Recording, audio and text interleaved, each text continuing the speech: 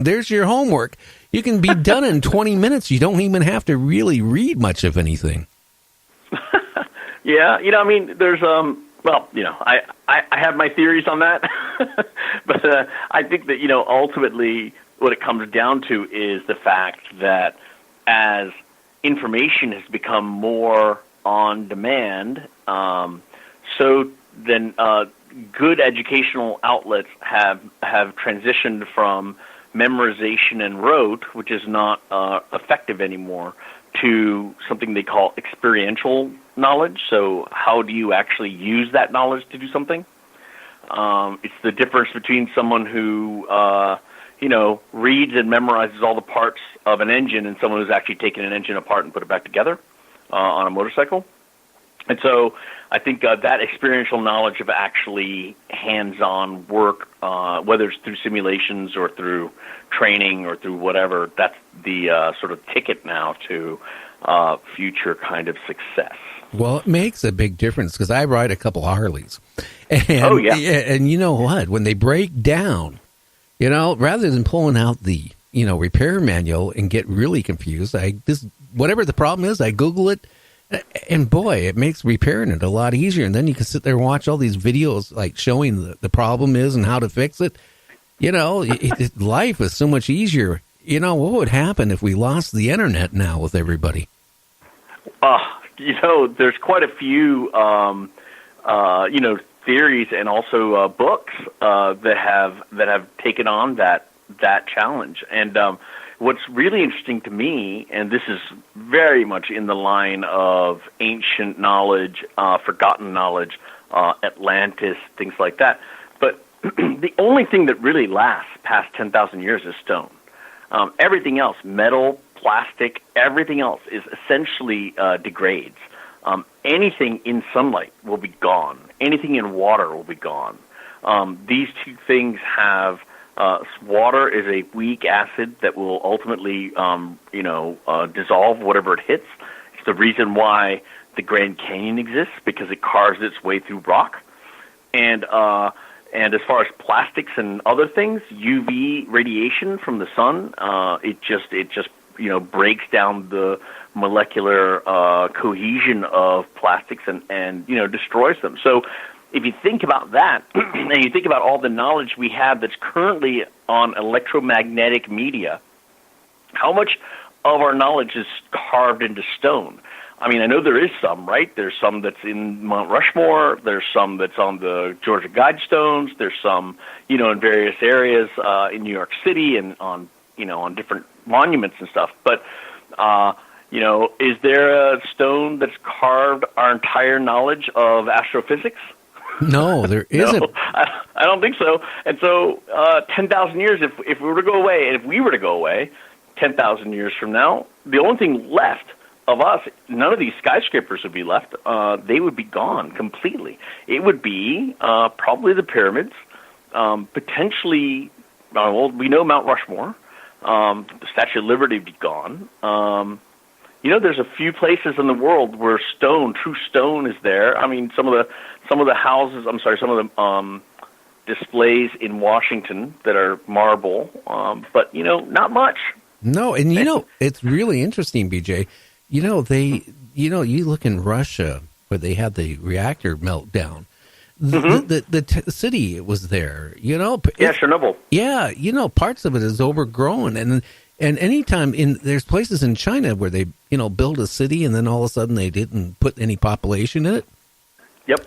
It only takes a matter of a few years and nature starts reclaiming it all back. So you talk about if something happened. 50 years, 100 years from now, I mean, the cities will be pretty much all jungle again. Yeah. When people talk about climate change, they're really talking, and they say, it's going to be really bad. They really mean it's going to be bad for us. The Earth will be just fine. It'll be better off without us.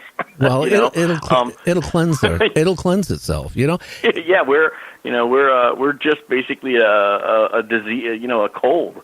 Or maybe a fever, right? We're raising the temperature of the Earth right now, so maybe we're a fever. But ultimately, the planet will be fine.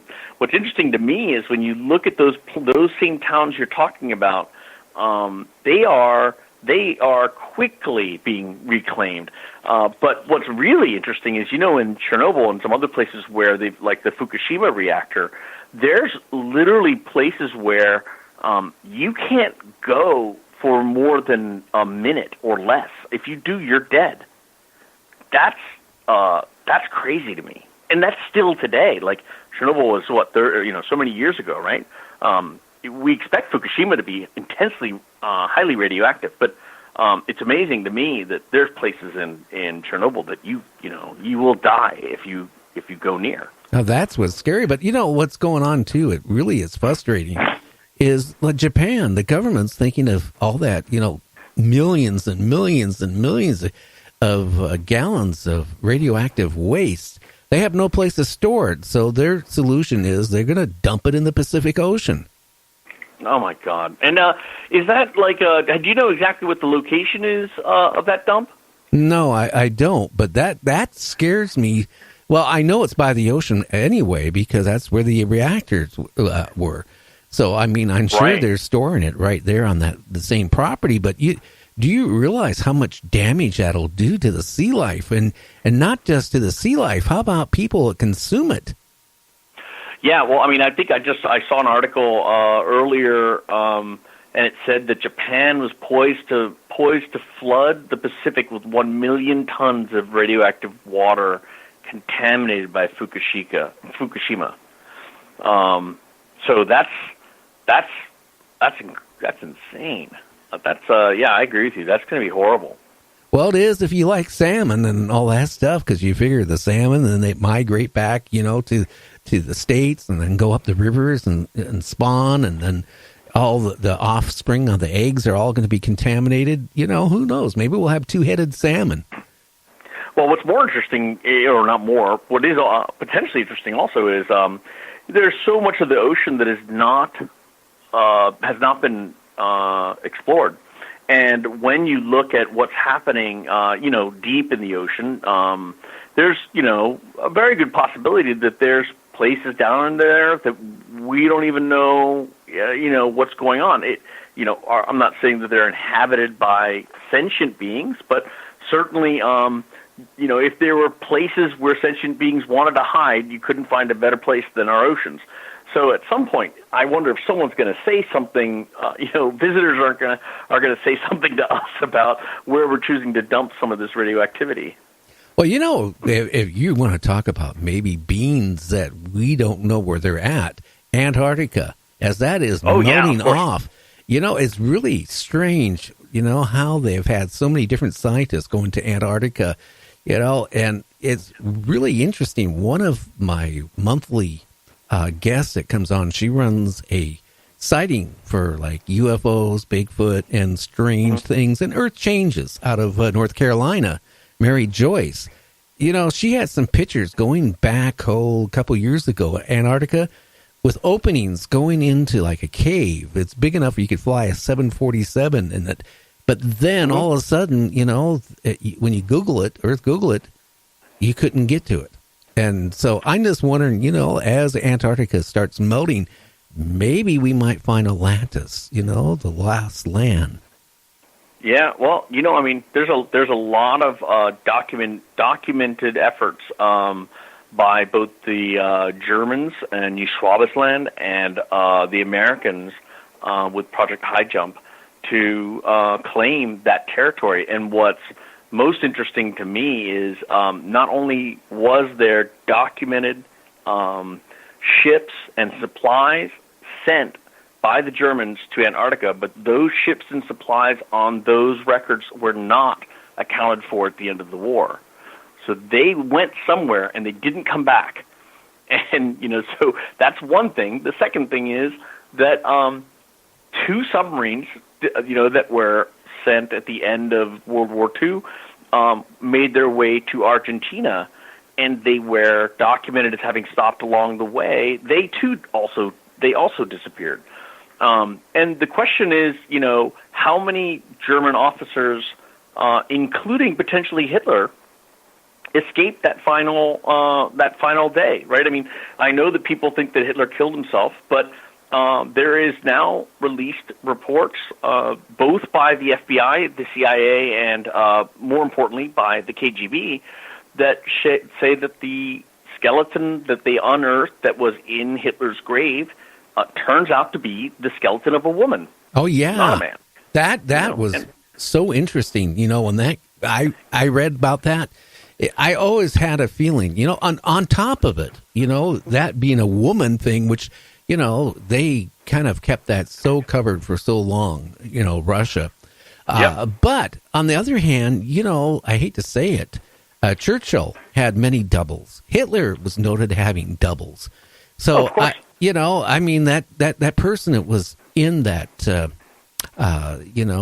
the last, grave. Not in the grave, but in the bunker, might have not even been Hitler. It could have been one of his doubles, along with Eva Braun.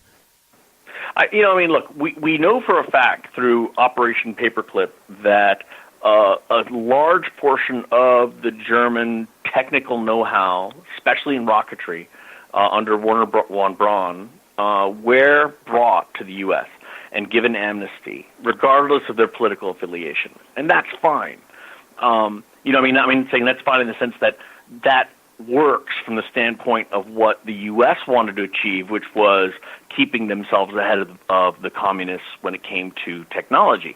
I'm not suggesting that it's morally fine, but I understand that the reasoning behind what they were doing was to try and keep the edge in what they saw as an upcoming Cold War, or at least a detente that was going to happen with the communist regime. But if that's true, and we were complicit in doing that, then think what a war-weary world would do with the idea or the knowledge that Hitler may have escaped. Frankly, I think it would be in everyone's interest to just turn a blind eye to it, because ultimately, why rile everyone up? Look, whatever, he's gone, and he's out of the picture, and everyone thinks he's dead. Let's not mess with it. And I think the only people who may have never given up looking for him, and may still be looking for, if he's alive, would be the Mossad, who we know never gave up on the people who attacked their Olympic athletes. So it's a very interesting. The world was very interesting then, but if you go back to something you talked about earlier with Antarctica, what's really interesting is, if you look at the Perry Reese maps and ancient maps that were found in the 1500s from Admiral Perry Reese, who says that he copied the maps from much earlier documentation that may have come from the Library of Alexandria. These maps have Antarctica coastlines shown without snow and correctly, mapped on a Mercator scale, which is a scale that you only use if you understand longitude and latitude. And the only way you can do that, longitude, is if you have clocks, really good clocks. And so that means that whoever before 1500, potentially before 1000 BC, that he copied these maps from, they had highly accurate timepieces. Otherwise, you can't do longitude and latitude. Well, come on. You can do one of them, but not the other. I think you could do I can't remember which one. I think you need clocks to do longitude. Yeah. Well, I think the past civilization, was more advanced than we even understand and even can comprehend. Now, recently, like I was talking on my show, the Sphinx. They come to conclusion the wear marks on the back of the Sphinx predates it basically to man, because they came to conclusion, for years they thought those wear marks was created by sand. Recently they said no, it was created by an ocean. Water was by water. Yeah, Robert Schoch. And listen to this. You'll love this piece of information. So when you look at the dates of the Sphinx erosion, they point to about 9,200 to 10,000 BC. That's about when they're saying this was, the last time there was enough water and rainfall to actually carve those rivulets down the enclosure of the Sphinx. But in the shaft of the Great Pyramid, Khufu, in the south shaft that points up, there